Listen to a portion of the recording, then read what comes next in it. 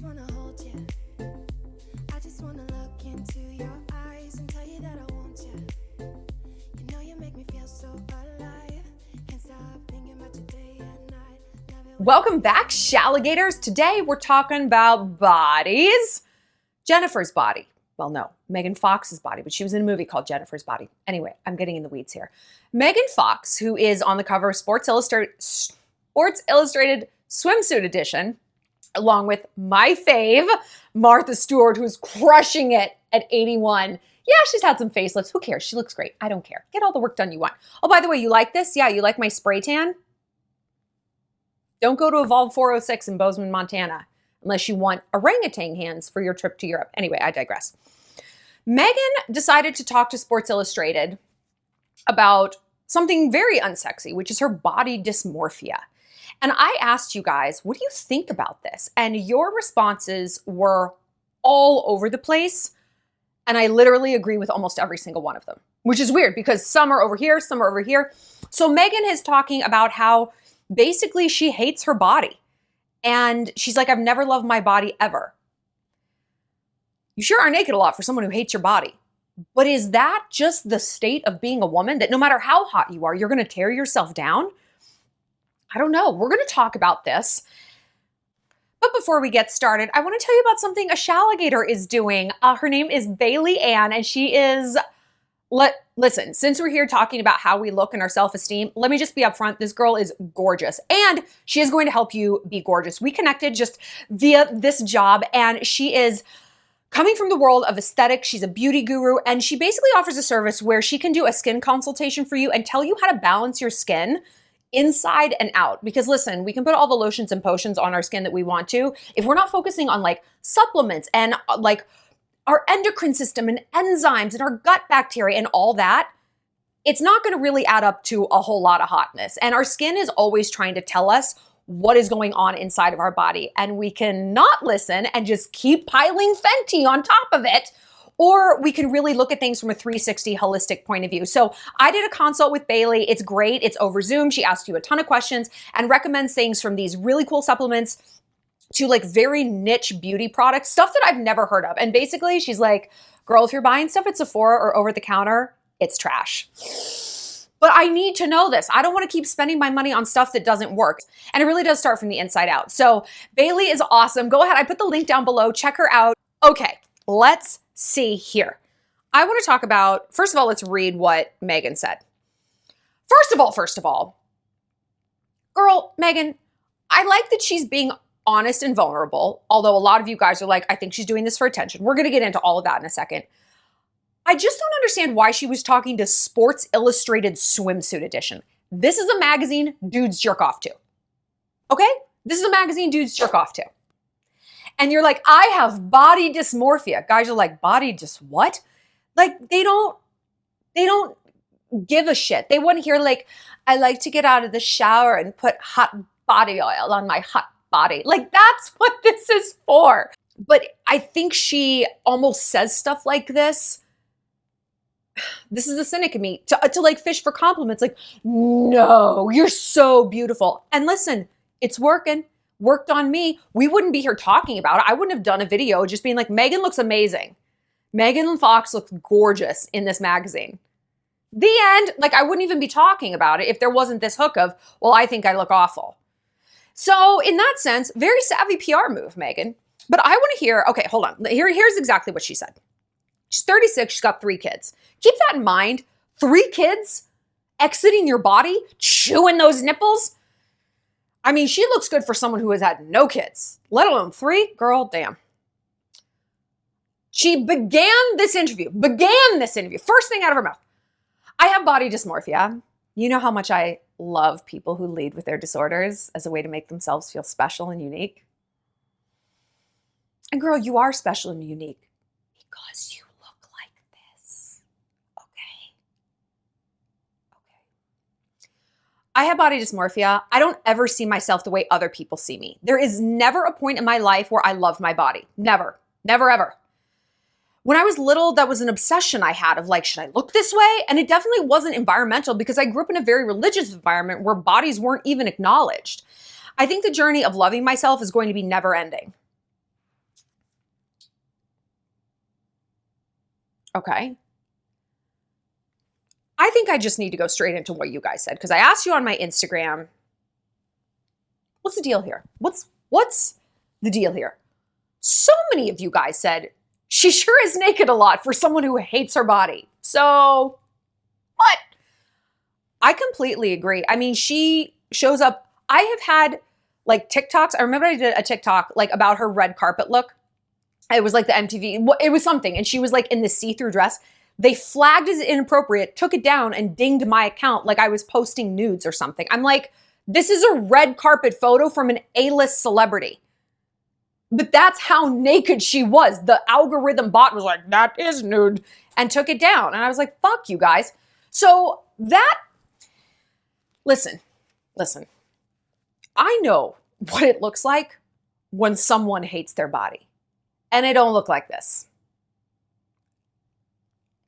I have a friend. She hates her body. She hates her body. She's a bigger girl. She's like, I don't know, 250. I think she's got a cute little shape. Big boobs, like her waist. She's got like an hourglass shape. She's big, but she's got like, like boom, boom, boom. And when she dresses up, we're like, damn, girl, you look so good. You look so good. But she never dresses up. And if she does, she'll last about as long as my dog when I put snow boots on him. She's just like, And then it's that the skirt comes off, the hair goes back. She's in sweatpants, a hoodie, and Crocs. Like less than 10 minutes. I'm not kidding you. And she is always wearing something like that. Big puffy jackets. And she's hiding. She hides. She wears big like sunglasses. She's hiding. I feel like if she could zip herself into a big hefty bag and cut 2 little eye holes, she would. That's what it looks like when you hate your body. That's what it looks like. She's not out here in like a thong and a sheer dress. And listen, that's not a function of someone who weighs 250. I know girls who are 150 and feel that way about their body and they're all covered up. I know girls who are 115 and have real issues with their body and they're always piling clothes on. They're always covered up. I personally, and I know a lot of people, I've met a lot of people. I've been around the block a time or two. I've never met someone who hates their body who shows it off that much as Megan Fox. I'm not saying it's not possible. I personally do not have that data. So, and you could say like, well, that's part of her job. No, it's not. I never see Kate Winslet dressing like that. I don't see Helen Mirren dressing like that. I don't even see Sydney Sweeney dressing like that. She's got the best tits in Hollywood. She might have the best tits on planet Earth, in the solar system. I dare an alien with better tits to land on Earth and be like, check these out. They can't do it. They can't do it. They're incredible. So yes, getting dressed up and being out there as a public figure is part of your job as a public figure, for sure. But dressing in the way she does isn't. And she's just a very sexual person in general. Which again, like amazing, great. I don't care. I love that. I love a good sexy person, We just talked about Sydney Sweeney. I was like, yes, like she's not like, what gender am I? She's like, I'm a woman. I am a woman. And I love it. I love that because I'm that kind of girl too. I'm a sexy chickadee. So here, I'm just going to read through some of you guys' things. One of you guys, Ursula, said, is she really dysmorphic? Or is this like when Tess Holliday said she has anorexia? Let me tell you my Tess Holliday encounter. I was working at Star and we were sister magazines with Us Weekly. So we were all like in the same office and everything. And somebody comes in and I heard her. I heard her through my headphones because I was typing. And I heard her before I saw her. And then I saw her and then I realized who she was. It was like this. I thought it was someone doing an impression of like a drag queen, the way they were talking, because she was talking to this gay guy who worked at Us Weekly. It was like, OMG, queen, slay, oh my God, gag for your outfit. I am not exaggerating the tone of voice, the vocabulary, nor the volume. People were like, what is that? Like, not who is that, what is that? Like, I can't even think of all these like RuPaul Drag Race terms because I'm just not that way. And I looked out and I looked over the cubicle. The fuck is that? She is I'm just going to be blunt. She is a very large person. She's very, very tall. She's very tall. And she has all these tattoos. She was wearing drag makeup, this over the top, like neon ruffle. I mean, every aspect of her was so incredibly loud. And I say that because everything she was doing was for the maximum amount of attention. And I don't think she cares if it's good or bad. Tess Holliday is not anorexic. And to me, that's a real fucking insult to people who do struggle with that, because it's a very real thing. It's like somebody who says they have PTSD about a breakup. No, you don't. Go to Afghanistan for 9 months. Then come talk to me about PTSD. Please don't use that term. You know, some people have actual things. You can say, I have clinical depression over a breakup. I have anxiety. That's fine. Don't use that term. You know, there's whatever it is you have, there's a word for it, but it's probably not that one. And I'm sorry, Tess Holliday is not anorexic. It's insane that we have to look at someone like that and clarify. I'm sorry, do we need to clarify that that woman isn't anorexic? She absolutely has an eating disorder, but it isn't that one. It's not that one.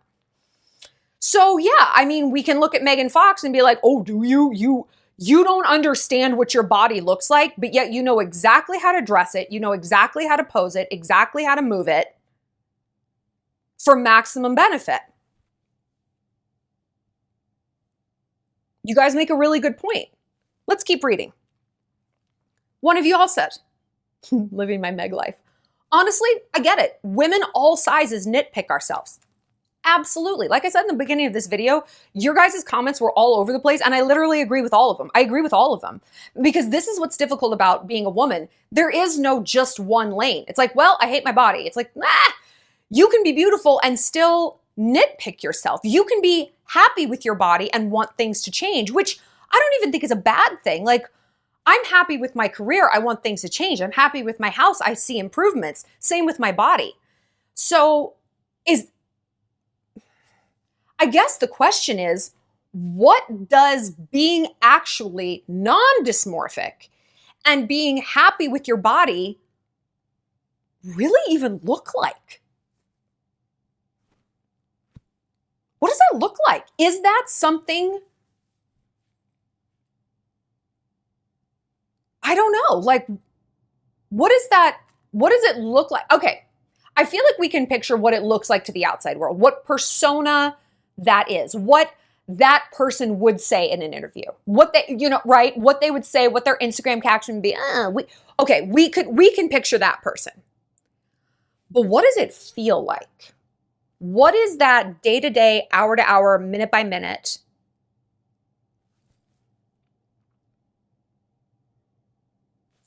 I don't know.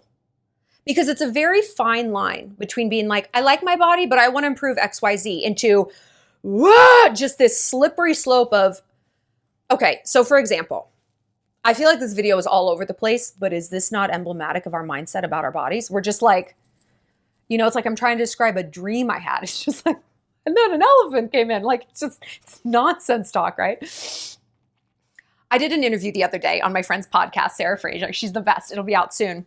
And we were talking about Ozempic. You know, everybody always wants to talk to me about Ozempic, which I get for sure. And I'm fine talking about it. I brought it up. And she's like, she hinted at something that other people have asked me very, very directly about, which is basically, did this fix your body image issues?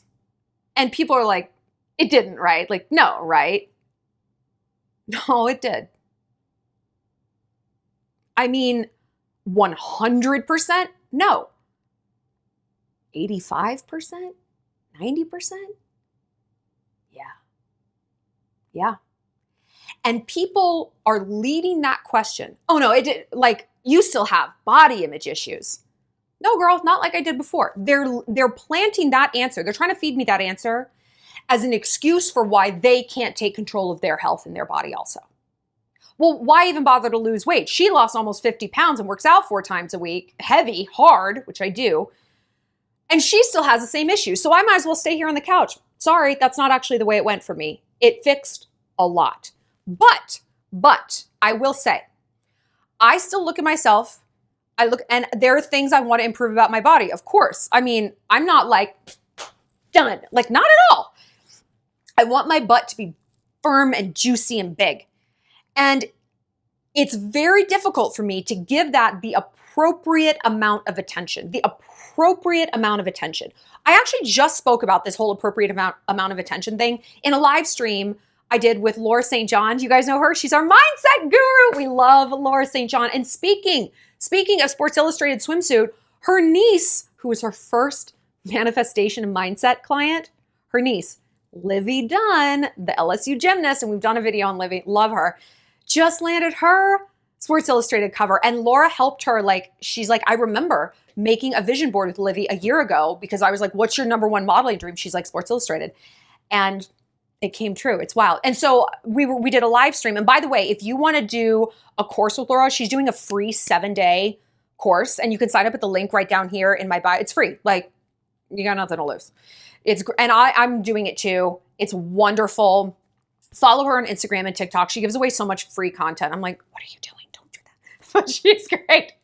And if you've tried her stuff, comment down below. Everybody who tries her techniques, they're not woo-woo. They're very actionable. Write this phrase, picture this thing in your mind. But we were talking in the live stream about how difficult it is to give your problems an appropriate amount of attention. Not too much, not focus and just go down this insane rabbit hole and spiral, but just that eyedropper full. It's very difficult. And I think nowhere is that more difficult and challenging than our bodies. So I can look at my butt in the mirror, and I do, and it's hard for me to be like, okay, we're going to work out, we're going to hit it real hard today at the gym and just leave it there. Just cut it off right there instead of being like, I have been working hard at the gym. Okay. And you, butt, are just really not pulling your weight around here. Why do I have to look like this? I don't want people to see me like this. And then I'm going to Mexico in November. My butt's going to be all floppy and everybody's going to make fun of me. And away we go, right? And away we go. It's very, very hard to keep it middle path like we talk about. Yeah, dude, it uses a lot of mental energy to stay there. But I do think, like anything that uses energy, it becomes muscle memory.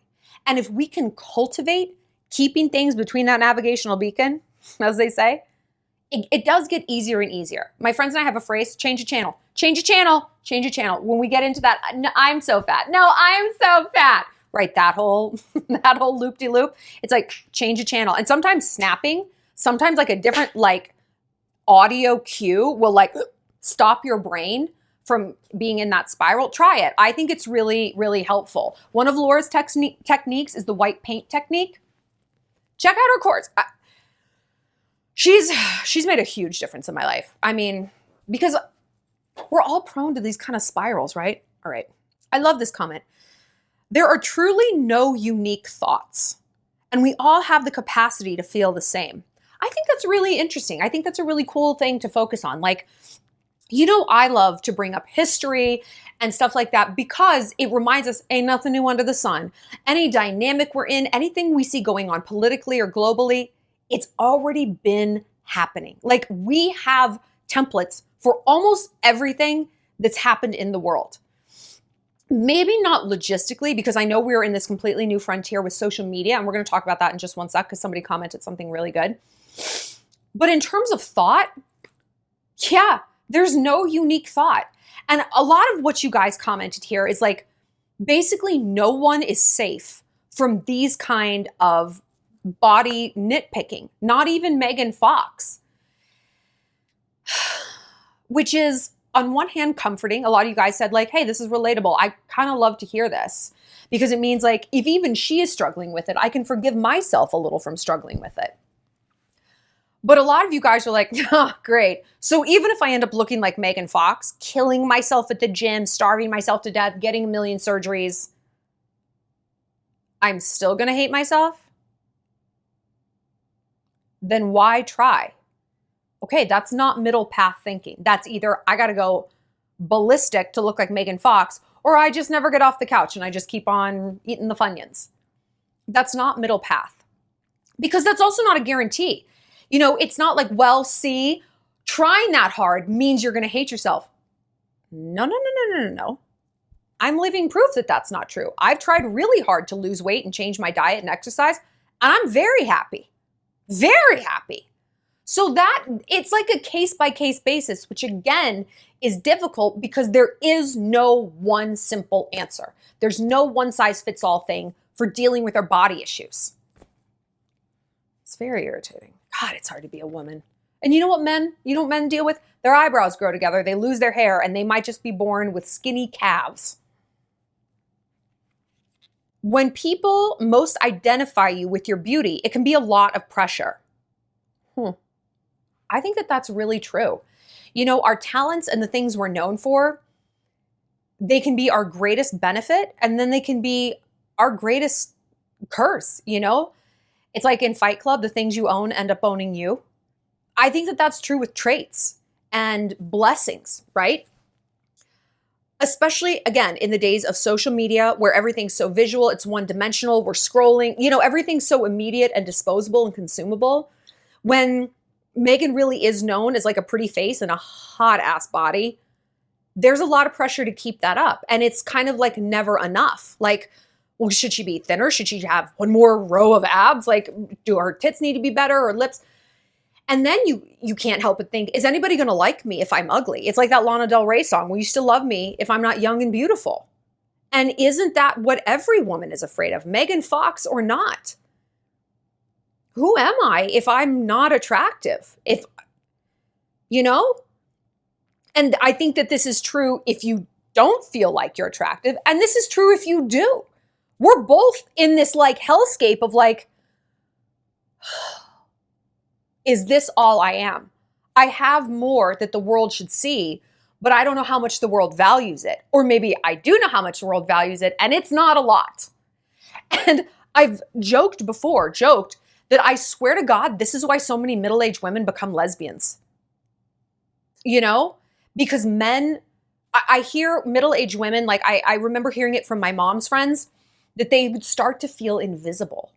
And it just would break my heart because these were like incredible women and I thought they were still super beautiful. But you know, they were cutting their hair really short, you know, like really short, like boy short. And we're like, oh, baby, what is you doing? And wearing those Elaine Fisher drapey, you know, and like a dream catcher thrown in and those like flat form Dr. Scholl's sandals. You know what I'm talking about. Wonderful women, but like they were moving.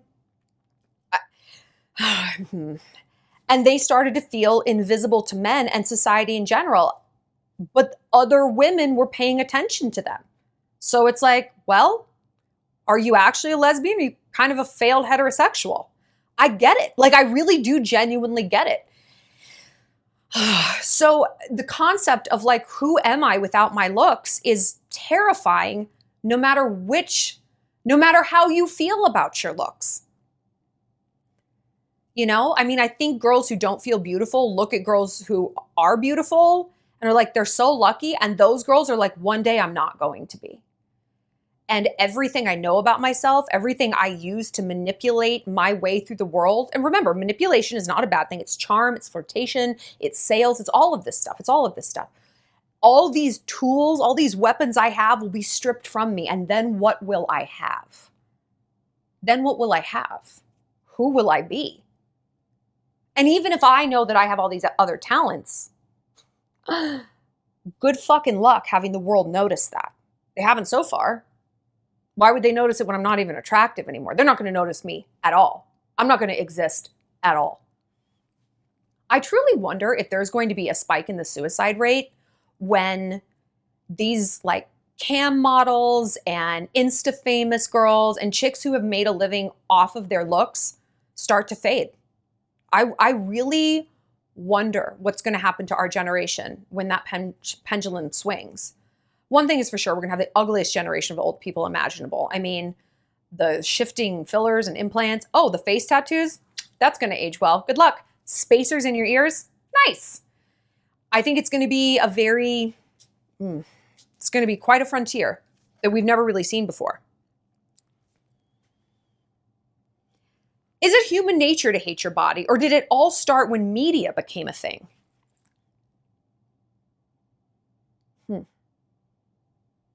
You know what? That's a really good question. I don't think we can, I mean, I think we can blame the media a little, but I think because we as humans, we're tribal creatures, you know, we're pack animals. And I remember being 12 and comparing my body to Stephanie, the popular girl.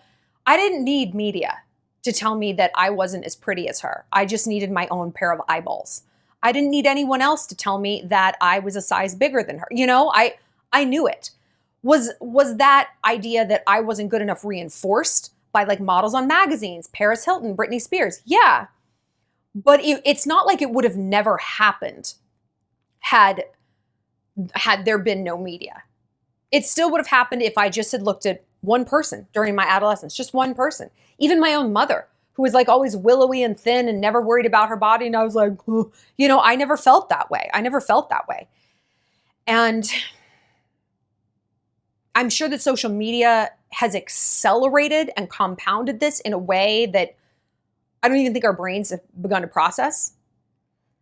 But I do think that this would happen no matter what. But yeah, maybe not to the degree. I don't know. What do you guys think? Tell me in the comments. What do you guys think? A lot of you guys said, if she hates her body, then I am truly fucked. Yeah. Some of you guys begging for compliments. I think she's honestly just trying to get attention. I feel pity for her. I wish she would be more grateful for her health and her well-being. I do too.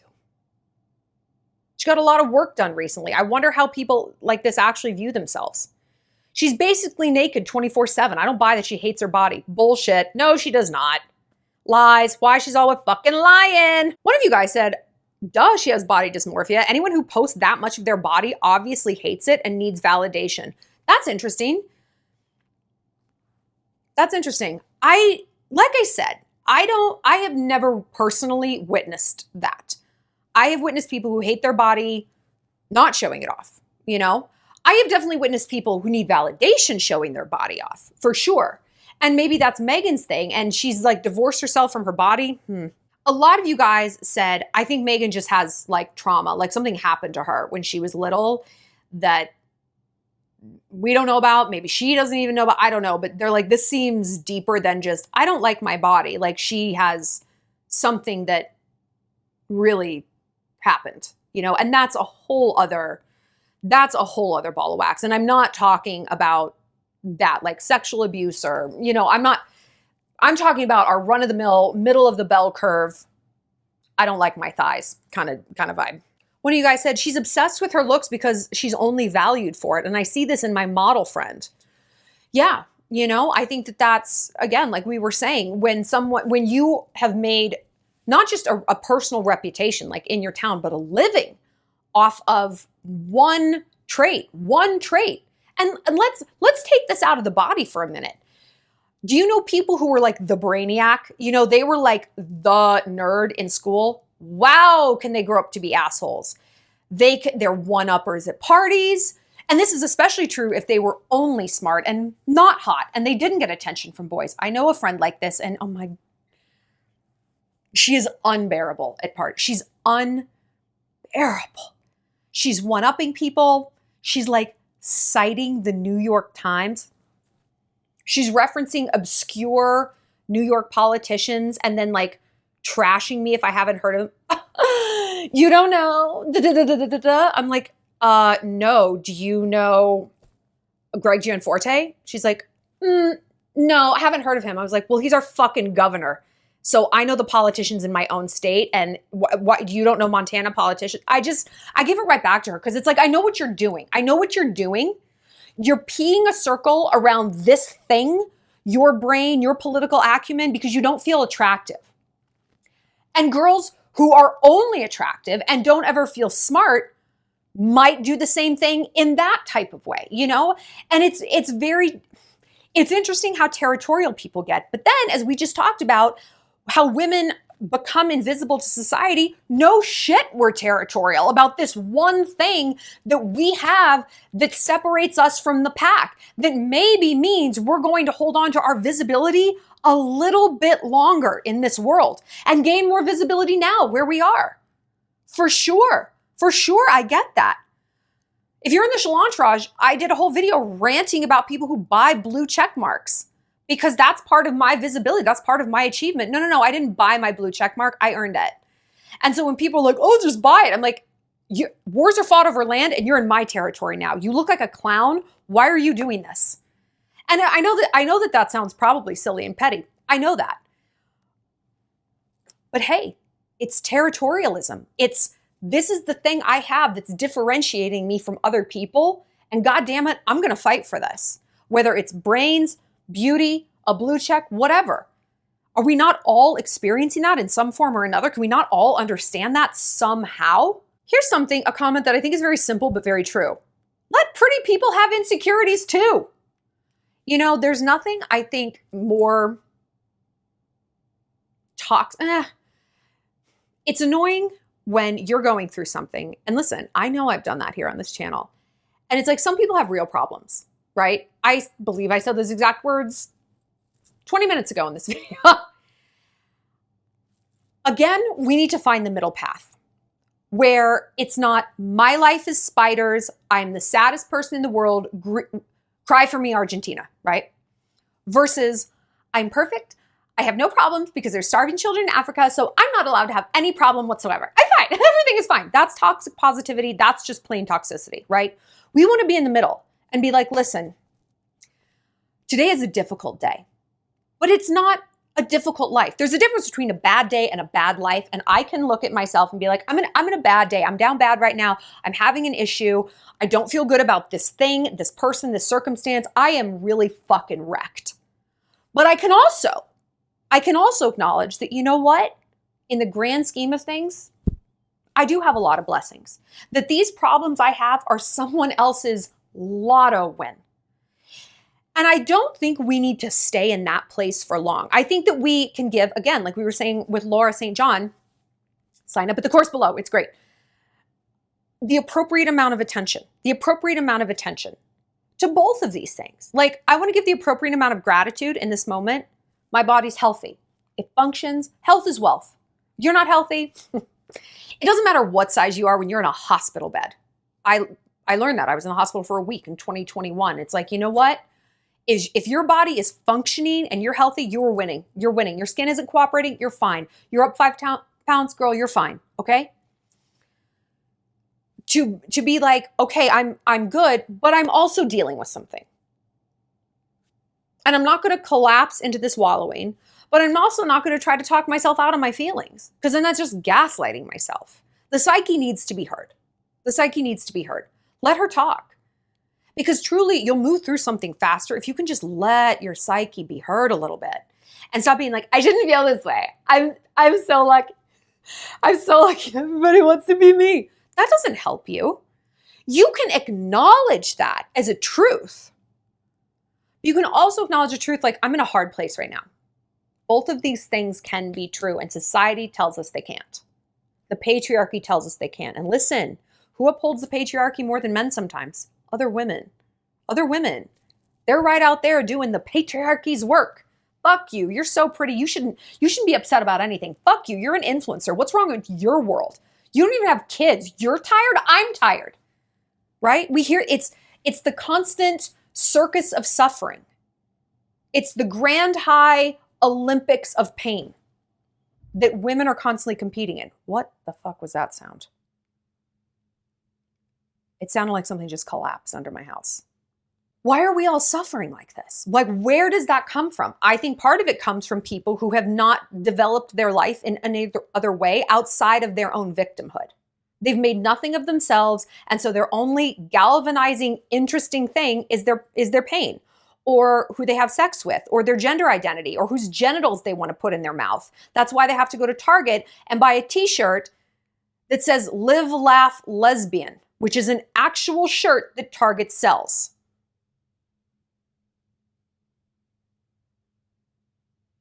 To me, those are people competing in the pain Olympics.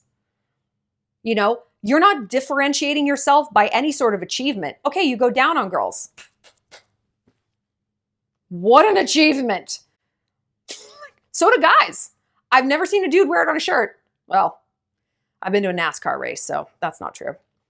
Anyway, people need to start defining themselves by more than just for lack of a better word, they're fucking failures, man. And their pain and their weirdness. Like, define yourself by your achievements. Well, that's a lot harder, isn't it?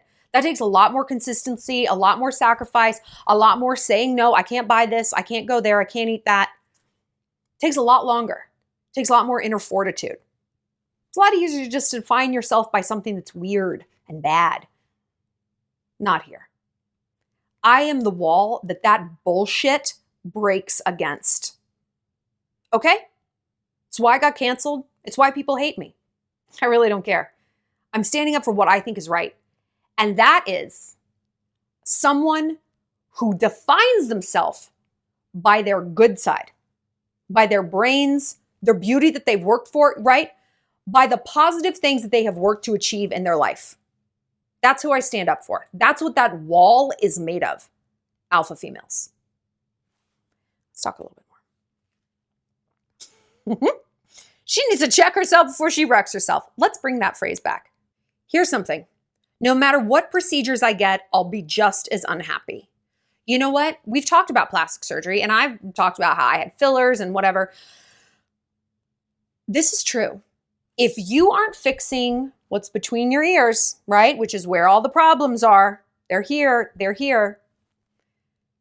then you can get 1,000 procedures. It's not gonna add up to anything. You cannot fix an internal problem with an external solution. Now, you might be saying, Shallon, you literally said at the beginning of this video that you did do that. You lost weight and you feel better. That's true.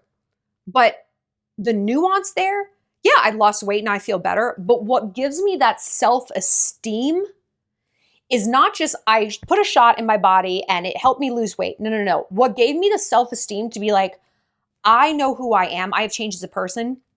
I stopped drinking. I stopped eating dairy. I stopped eating sugar, and I added in some hard-ass workouts. That's what did it. I wouldn't have lost this much weight, and I wouldn't look the way I do if I hadn't done those things. I would have lost like 15 pounds, and I did. I lost like 20 pounds. Yeah, 15, 20 pounds. But I felt good, but I didn't feel like, damn, this is an achievement by my own hands. And that is the sense of accomplishment. That is the root of confidence, like true foundational confidence. Not cotton candy confidence where, hey, that could disappear tomorrow. Hey, that's subjective on how you look. No, I have an inner fortitude because I proved to myself I can do something that I never thought was possible. Give up dairy and sugar? Never. But I did it. And when I try to do something new now, I'm like, no, I can do this. Because it's automatic in my mind. I'm used to doing the hard things now. I'm used to doing that. So in that sense, it wasn't something external that fixed something internal. It was something internal that fixed something internal. It was me deciding not to do these things. It was me proving to myself that I had what it takes to change. You know, that's a big difference. I put my yes with like the drugs yes. You know, we talk about that all the time. But yeah, if you think I'm going to get my nose done and every problem I've ever had in my life is going to evaporate. I mean, think about that. If you're considering a procedure, that's a question you need to ask yourself. Take 5 minutes and be like, when I get this magic wand, I wake up from the surgery, I walk out of the clinic and I've got the lips I've always wanted. What am I picturing my life like? My mom suddenly respects me. I get the promotion. My ex comes back. Be real with yourself. Is that what you're picturing? Kinda? That's not going to happen. It's probably not going to happen because those two things don't relate to each other. Your mom's emotional limitations have nothing to do with how big your tits are. Your ex wasn't only dating you or dumping you because of the size of your lips. Right? It's got nothing to do with the price of tea in China, as they say. And that's how you know, okay, there might be more than just the lips, more than the tits.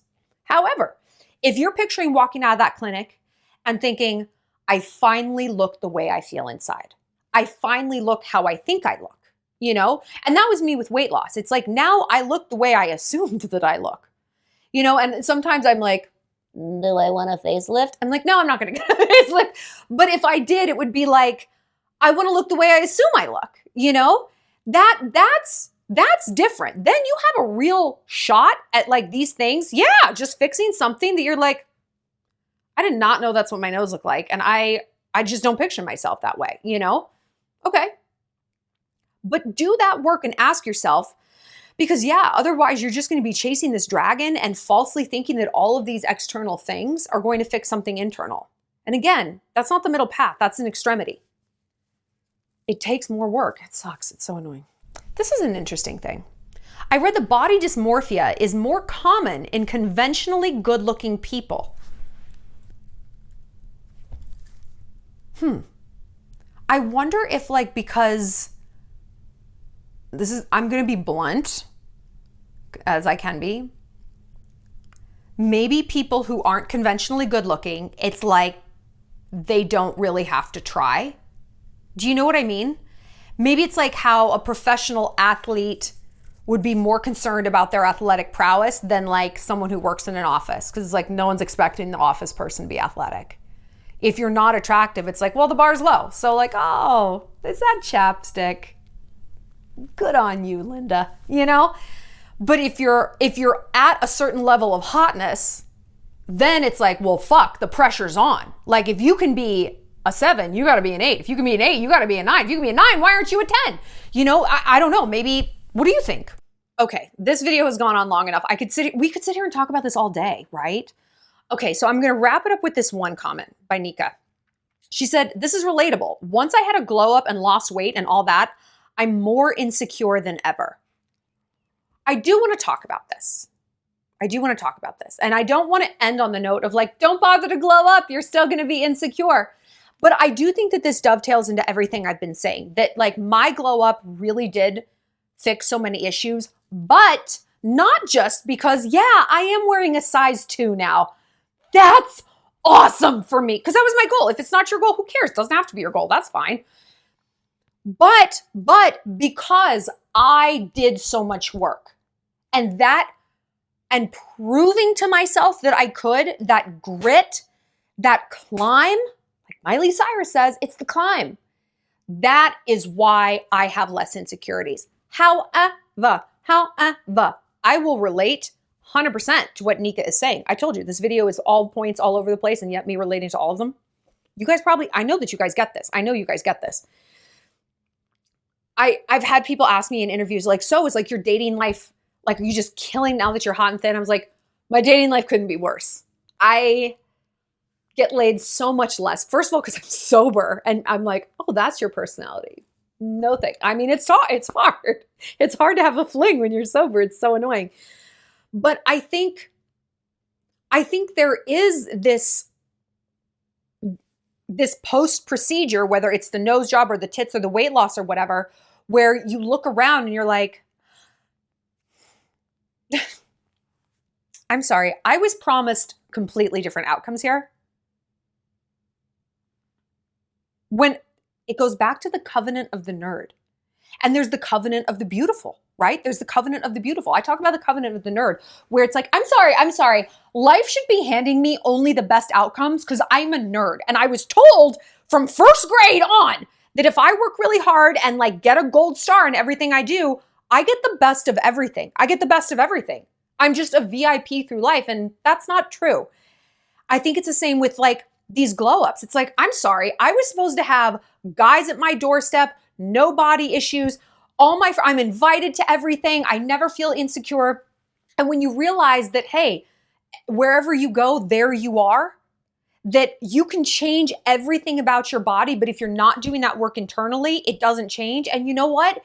Even when you do that work, because like I just said, I have done that work. I'm in therapy. I'm self-help booking. I'm like home in my kale cave and I'm working out. I am working on myself. And I know you guys have seen this over the last year and a half. And I really appreciate everybody's like positive feedback. I mean, it really does keep me going. It really does. Even in the face of that.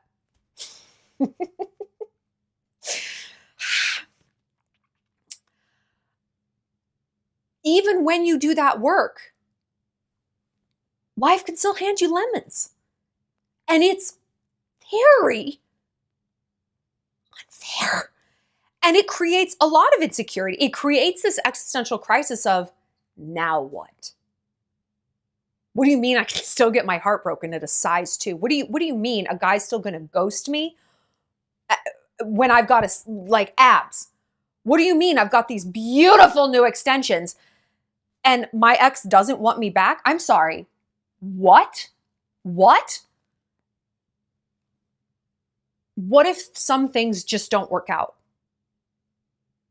Then what? How are you supposed to guarantee that they do? And here comes the crisis, you know? You just can't. You just can't. Truly, this is like where religion comes in. It's like God's got this. God will punish this. The karma will come back, right? It is intense, and no one tells you about this, that this is the dark side of a glow up. That there's going to be some things that you cannot engineer the outcome on. Not everything is going to be a 100% perfect outcome. What do? You go back in. Not to keep working on yourself, but you go back into this trust of, you know what? Yeah, I'm heartbroken right now. Yeah, I'm ghosted. Yeah, this business opportunity didn't work out. Yeah, this friend betrayed me. And that is painful. And I'm not going to tell myself it isn't. And you know what? I'm also not going to dwell in this place of that's not fair, because life isn't fair. It's not fair. And instead, I'm going to take just that eyedropper full of African orphans are starving. Boop. Okay. So for some people, life really isn't fair. Okay. It's not fair for me right now. We're not in the pain Olympics. Okay. But that's just going to give me a little bit. It's going to bring the bottom of that rock bottom spiral. It's just going to bring it up a little higher. Okay. Instead of me spiraling for a half hour, I'm going to bring it up to 2 minutes. You're like, all right, well, I'm all right. I'm okay. And instead, I'm not going to think about how these things went wrong. I'm going to think about all these things that went right. I'm going to think about all those workouts that I did, all the promises to myself that I kept, all those mornings the alarm went off and I didn't hit snooze 11 times, all the times I pulled up for a friend, all the times I was a really good girlfriend to him and I did right by him and I can look myself in the eye and say that, all the times I rocked that presentation because I know that I could and I did right by myself. And I'm going to use that foundation of evidence, data about my own fortitude. I'm going to keep going. I'm going to keep going. I didn't come this far to only come this far. And it's not fair that my outcome wasn't what I wanted. It's fucking not fair. But no one is taking this away from me. You can't take this away from me. It belongs to me. I did it. I alone did this. And I'm going to keep marching around this obstacle to get outcomes that are better. I'm not going to give up because that's just not the kind of person that I am. So when that glow up has when things on the other side of the glow up, when the grass is still green, the grass is green, but why aren't there any flowers growing? You go back to that. You go back to the fortitude that got you here, and it's going to keep propelling you further.